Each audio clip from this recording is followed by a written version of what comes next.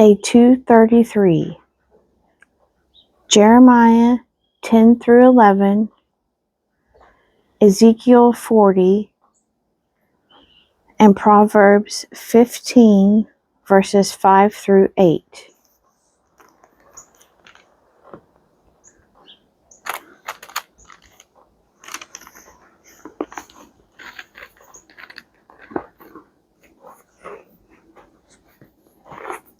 Jeremiah 10.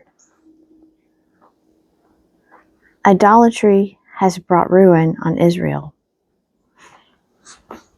Hear the word which the Lord speaks to you, O house of Israel. Thus says the Lord, learn not the ways of the nations, nor be dismayed at the signs of the heavens, because the nations are dismayed at them. For the customs of the peoples are false. A tree from the forest is cut down and worked with an axe by the hands of a craftsman. Men deck it with silver and gold. They fasten it with hammer and nails so that it cannot move. Their idols are like scarecrows in a cucumber field, and they cannot speak. They have to be carried, for they cannot walk. Be not afraid of them, for they cannot do evil, neither is it in them to do good. There is none like you, O Lord.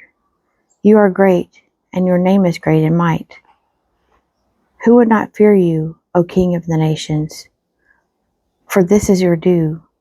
For among all the wise ones of the nations, and in all their kingdoms, there is none like you. They are both stupid and foolish. The instruction of idols is but wood. Beaten silver is brought from Tarshish, and gold from Uphaz. They are the work of the craftsman, and of the hands of the goldsmith. Their clothing is violet and purple. They are all the work of skilled men. But the Lord is the true God. He is the living God and the everlasting King. At his wrath the earth quakes, and the nations cannot endure his indignation. Thus shall you say to them, the gods who did not make the heavens and the earth shall perish from the earth and from under the heavens. It is he who made the earth by his power, who established the world by his wisdom, and by his understanding stretched out the heavens. When he utters his voice, there is a tumult of waters in the heavens, and he makes the mist rise from the ends of the earth. He makes lightning for the rain, and he brings forth the wind from his storehouses.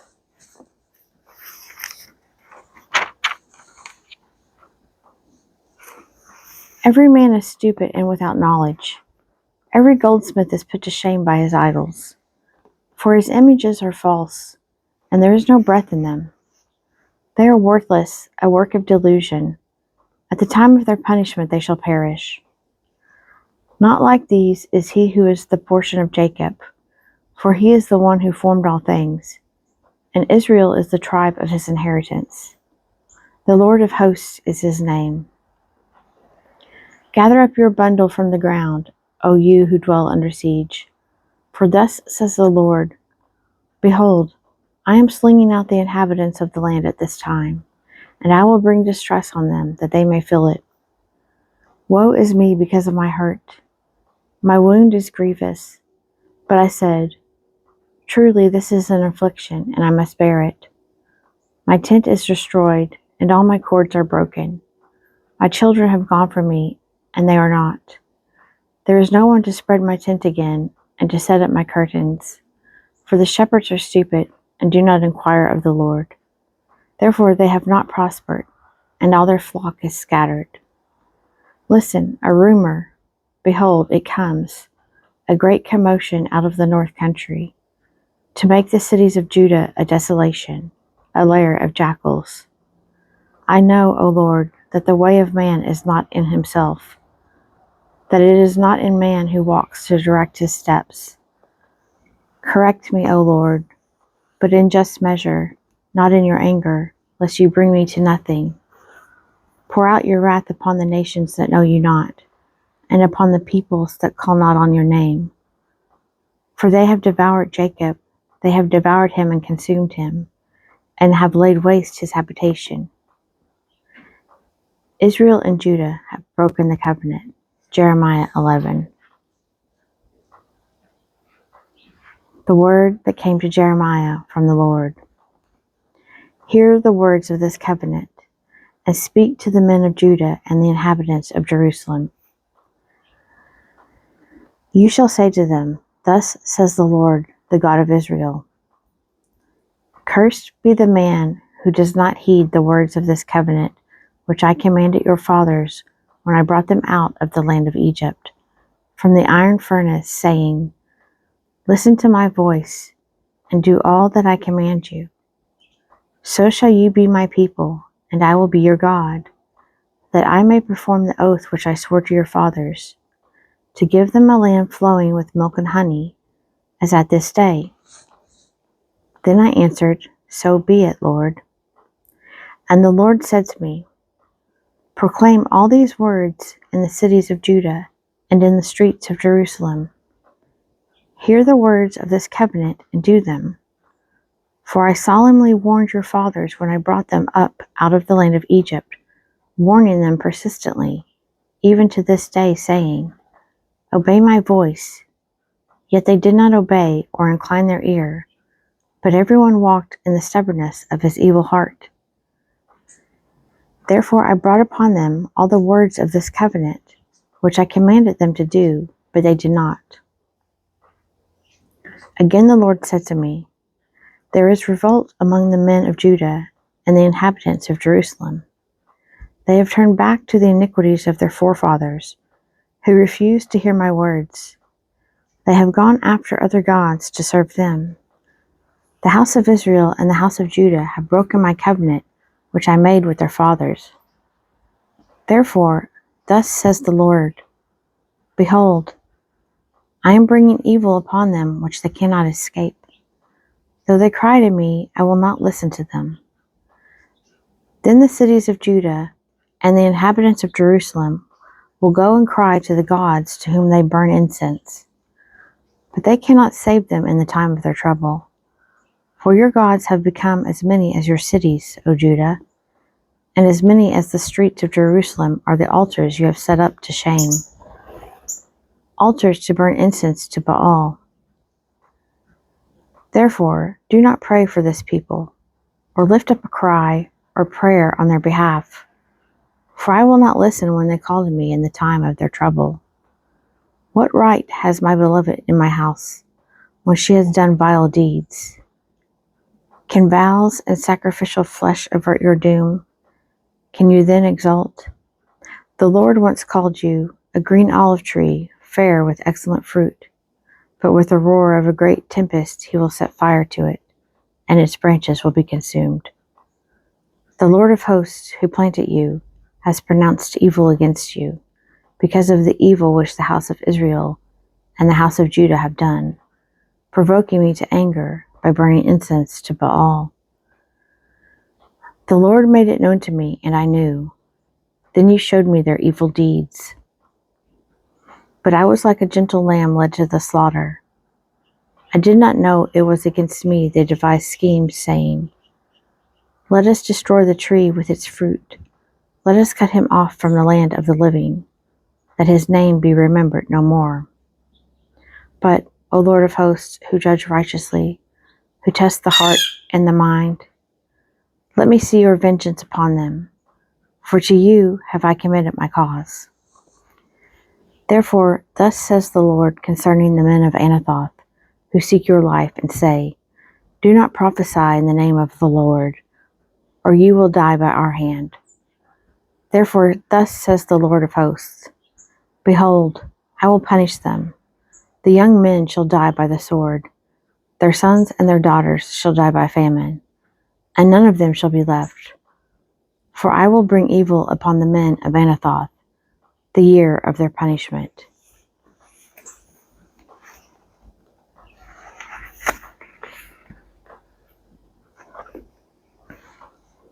Ezekiel 40. The vision of measuring the temple. In the 25th year of our exile, at the beginning of the year, On the 10th day of the month, in the 14th year after the city was conquered, on that very day, the hand of the Lord was upon me, and brought me in the visions of God into the land of Israel, and set me down upon a very high mountain, on which was a structure like a city opposite me. When he brought me there, behold, there was a man, whose appearance was like bronze, with a line of flax and a measuring reed in his hand. And he was standing in the gateway.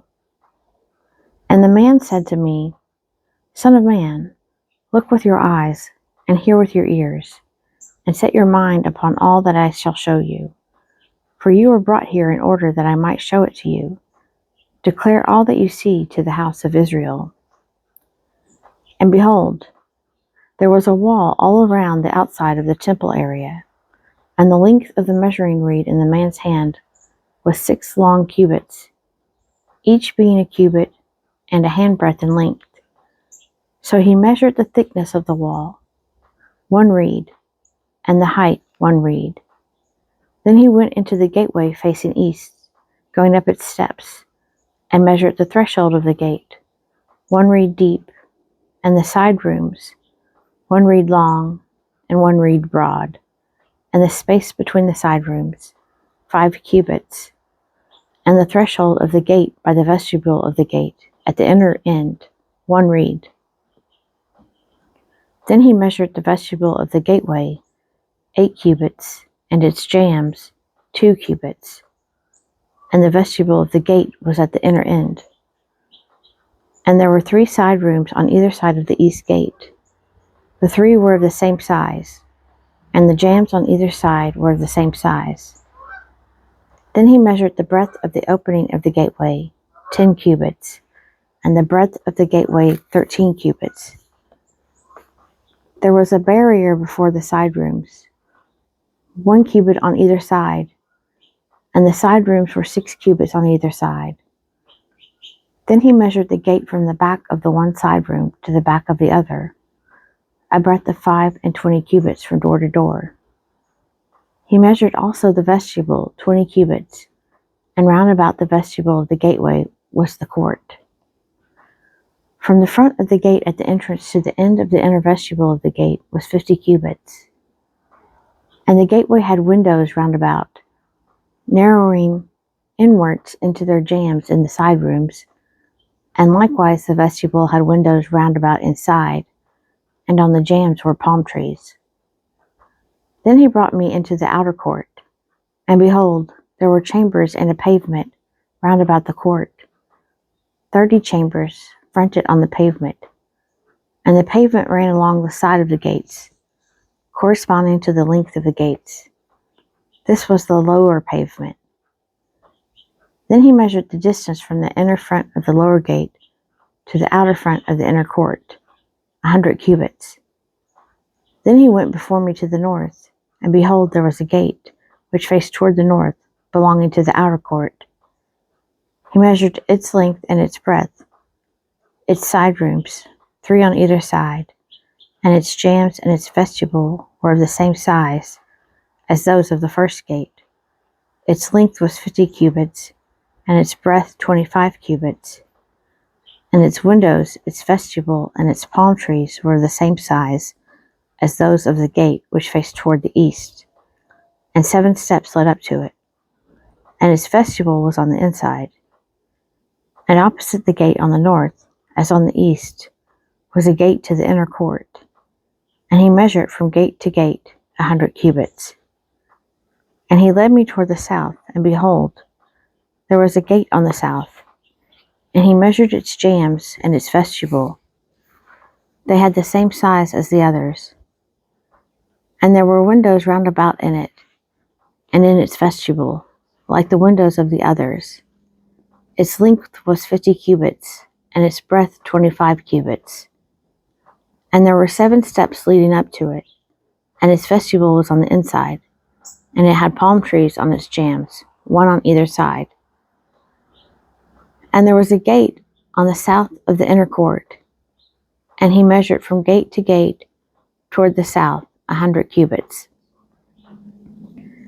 Then he brought me to the inner court by the south gate, and he measured the south gate.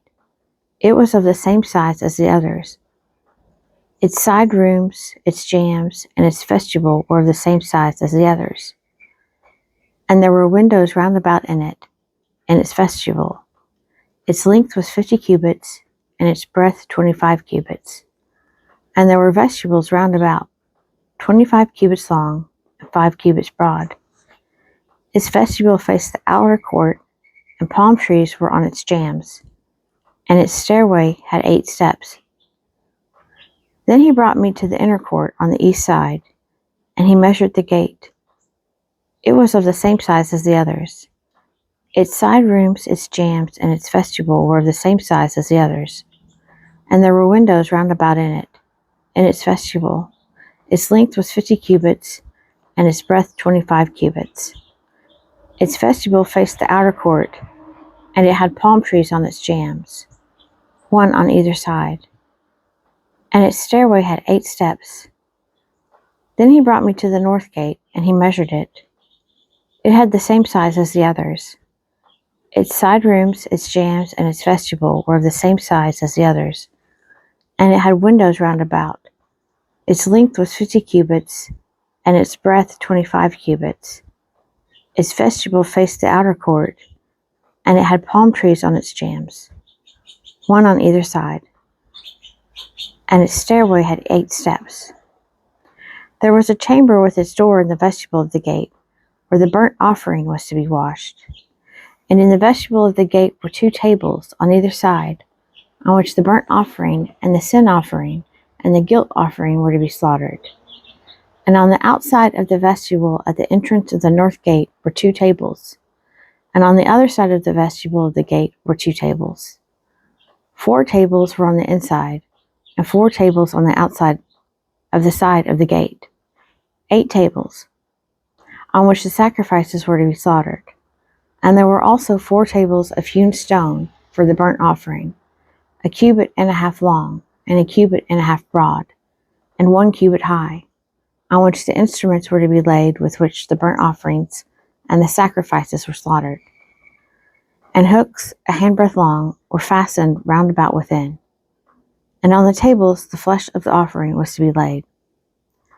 Then he brought me from without into the inner court, and behold, there were 2 chambers in the inner court, one at the side of the north gate facing south, the other at the side of the south gate facing north. And he said to me, This chamber which faces south is for the priests who have charge of the temple, and the chamber which faces north is for the priests who have charge of the altar. These are the sons of Zadok, who alone among the sons of Levi may come near to the Lord to minister to him. And he measured the court, 100 cubits long, and 100 cubits broad, 4 square, and the altar was in front of the temple. Then he brought me to the vestibule of the temple, and measured the jambs of the vestibule, 5 cubits on either side, and the breadth of the gate was 14 cubits, and the side walls of the gate were 3 cubits on either side.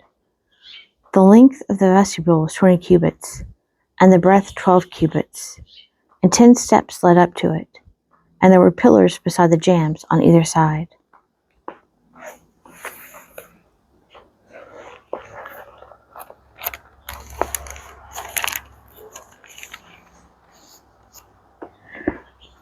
Proverbs 15, verses 5 through 8. A fool despises his father's instruction, but he who heeds admonition is prudent.